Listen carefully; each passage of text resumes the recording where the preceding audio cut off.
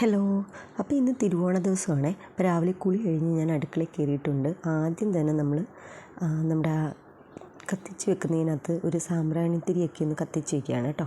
ഒരു മണമൊക്കെ കിട്ടാൻ വേണ്ടിയിട്ട് രാവിലെ തന്നെ ഞാൻ അടുക്കളയിൽ കയറി ആ സാമ്പ്രാണിത്തിരിയൊക്കെ ഒന്ന് കത്തിച്ച് വെച്ചു. എന്നിട്ട് കിച്ചണിലൊന്ന് വെച്ചു. അപ്പം നല്ലൊരു ഫ്രഷ് ഫീലാണ് കിട്ടുന്നത്. പിന്നെ ഇന്ന് തിരുവോണ ദിവസം ആയതുകൊണ്ട് നമുക്ക് ഒരുപാട് ജോലികളുണ്ട്. സാധാ പോലെ അല്ലല്ലോ, കുറേയധികം കറികൾ ഉണ്ടാക്കണമല്ലോ. ഞാനാണെങ്കിൽ കുറേയേറെ കറികൾ ഉണ്ടാക്കാറുണ്ട്. അതുകൊണ്ട് എൻ്റെ റിലേറ്റീവ്സും കസിൻസും ഒക്കെ എന്നെ കളിയാക്കുന്നത് ആറന്മുള വള്ളസദ്യ എന്നാണ് കേട്ടോ. എനിക്ക് ഭയങ്കര നിർബന്ധമാണ് തിരുവോണത്തിന് കുറേയധികം കറികൾ ഉണ്ടായിരിക്കണം. നമ്മുടെ ഹസ്ബൻഡാണെങ്കിൽ വഴക്ക് പറയും, എന്തിനാണ് ഇത്രയധികം കറികളാണ്, നമ്മളാകെ 4 പേരല്ല ഉള്ളത്. 4 പേരിനകത്ത് 2 പേര് കുട്ടികളാണ്, ഞാൻ ഹസ്ബൻഡും മാത്രം. അപ്പം അതുകൊണ്ട് പച്ചക്കറികളൊക്കെ എടുത്തിട്ടുണ്ട്. ആദ്യം തന്നെ നമുക്ക് സാമ്പാർ ഉണ്ടാക്കാം കേട്ടോ. അപ്പം അതിന് വേണ്ടിയിട്ട് എല്ലാം വളരെ കുറച്ചേ ഉണ്ടാക്കത്തുള്ളൂ. കാരണം നമ്മൾ സദ്യയൊക്കെ കഴിഞ്ഞ് എൻ്റെ വീട്ടിലോട്ട് പോകും. അപ്പം സാമ്പാർ ഉണ്ടാക്കാനായിട്ട് എൻ്റെ മസൂർ ദാൽ അത് ഞാൻ എടുത്തിട്ടുണ്ട്. അതെല്ലാം നമുക്ക് ആദ്യം പരിപ്പങ്ങ് കുക്കറിലിട്ട് വേവിച്ചെടുക്കാം. അതിന് ശേഷമാണ് ഞാൻ പച്ചക്കറി കഷ്ണങ്ങൾ ഇടുന്നത്. അപ്പോൾ അത് ഭയങ്കര ടേസ്റ്റ് ആയിരിക്കും കേട്ടോ. ആദ്യം പരിപ്പ് നമ്മൾ വേവിച്ചൊന്ന് ഉടച്ചെടുത്തിട്ട് ഈ പച്ചക്കറി കഷ്ണങ്ങൾ ഇട്ടിട്ട് പിന്നെ ഒന്നോ രണ്ടോ വിസിൽ അതിൻ്റെ ആവശ്യമുള്ളൂ. അങ്ങനെ ചെയ്തെടുക്കുകയാണെങ്കിൽ പരിപ്പ് നന്നായിട്ട് വേവും, കഷ്ണങ്ങളങ്ങ് ഉടഞ്ഞു പോകത്തുമില്ല. അതിൻ്റെ ചുരയ്ക്ക നമ്മുടെ അടുത്ത വീട്ടിലെ പറമ്പിൽ നിന്ന് പറിച്ചതാണ് കേട്ടോ. ഫ്രഷായിട്ട് ഞാൻ രാവിലെ പോയി എടുത്തിട്ട് വന്നതാണ്. അവിടെ കുറേയധികം കിടപ്പുണ്ട് കേട്ടോ.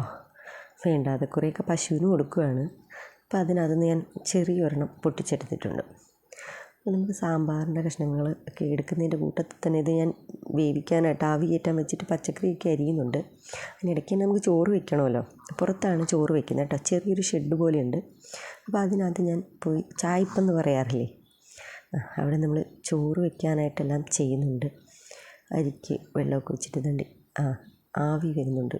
വിസിലൊക്കെ അടിച്ചിട്ട് കഷ്ണങ്ങളൊക്കെ അപ്പോഴത്തേക്ക് നമുക്ക് ആ ഒരു 4 വിസിൽ മതി കേട്ടോ പരിപ്പ് വേവാനായിട്ട്.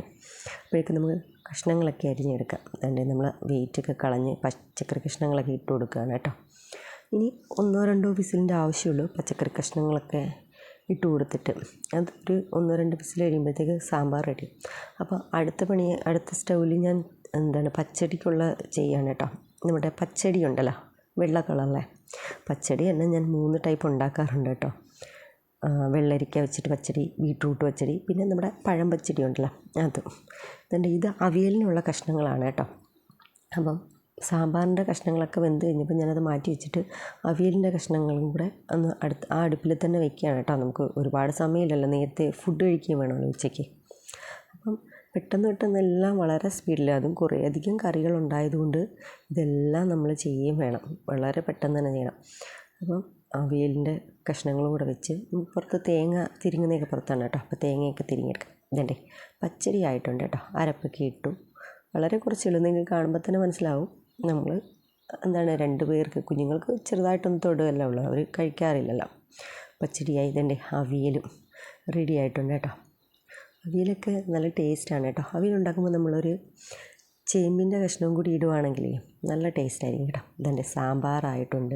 വേവിച്ച് വെച്ച കഷ്ണങ്ങളിനകത്ത് അരപ്പൊക്കെ വെച്ചിട്ടുണ്ട്. വീഡിയോയിൽ കാണുന്നതുകൊണ്ടായിരിക്കും ഒരു കളറിനകത്ത് വ്യത്യാസമുണ്ട്. കാരണം കാശ്മീരി മുളക് പൊടിയായിരുന്നു കേട്ടോ. ഞാൻ ഓർക്കാതെ കുറച്ചധികം ഇട്ടുപോയി.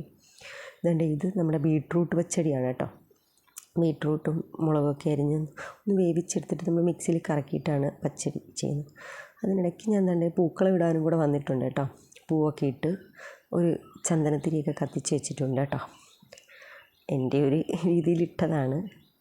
അപ്പോഴേക്കും ഹസ്ബൻഡും കുഞ്ഞുങ്ങളൊക്കെ എഴുന്നേറ്റിട്ടുണ്ട്. അവർക്ക് രാവിലത്തെ കാപ്പി കൊടുക്കണമല്ലോ. ബ്രേക്ക്ഫാസ്റ്റിനായിട്ട് നമ്മൾ ദോശയാണ് ഉണ്ടാക്കിയിരിക്കുന്നത്. സാമ്പാർ നമ്മൾ നേരത്തെ ഉണ്ടാക്കി വെച്ചിട്ടുണ്ടല്ലോ. ഉച്ചയ്ക്ക് ഊണിനും രാവിലത്തെ കാപ്പിക്കും കൂടി വേണ്ടിയിട്ടാണ് നമ്മൾ സാമ്പാർ ഉണ്ടാക്കിയത്. അപ്പോൾ രണ്ടും കൂടെ നടക്കുമല്ലോ. രാവിലെ ദോശയും സാമ്പാറും ഒക്കെ എല്ലാവർക്കും കൊടുത്തു, ഹസ്ബൻഡിനും കുഞ്ഞുങ്ങൾക്കൊക്കെ. എന്നിട്ട് അവർക്കൊന്ന് അമ്പലത്തിൽ പോകണം, എനിക്കും പോകണമെന്നുണ്ട്. പക്ഷേ ഞാനും കൂടെ പോയി കഴിഞ്ഞാൽ ഫുഡൊക്കെ തിരിച്ചു വരുമ്പോഴത്തേക്ക് ഒന്നും റെഡി ആവത്തില്ല. എൻ്റെ ചുന്ദരിമണികൾ, എൻ്റെ കുഞ്ഞിക്കിളിയും എൻ്റെ പൊന്നാച്ചനെയൊക്കെ ഞാൻ ഒരുക്കി പുതിയ പട്ടുപാടി ഉടുപ്പും ഓണക്കൊടിയൊക്കെ ഇട്ട് കുഞ്ഞുങ്ങൾ റെഡി ആയിട്ടുണ്ട് അമ്പലത്തിൽ പോകാൻ. പിന്നെ അടുത്തത് നമ്മൾ തോരനാണ് കേട്ടോ. ഞാൻ ക്യാബേജ് തോരൻ വെക്കാമെന്നും പറഞ്ഞാണ് ഇരുന്നത്.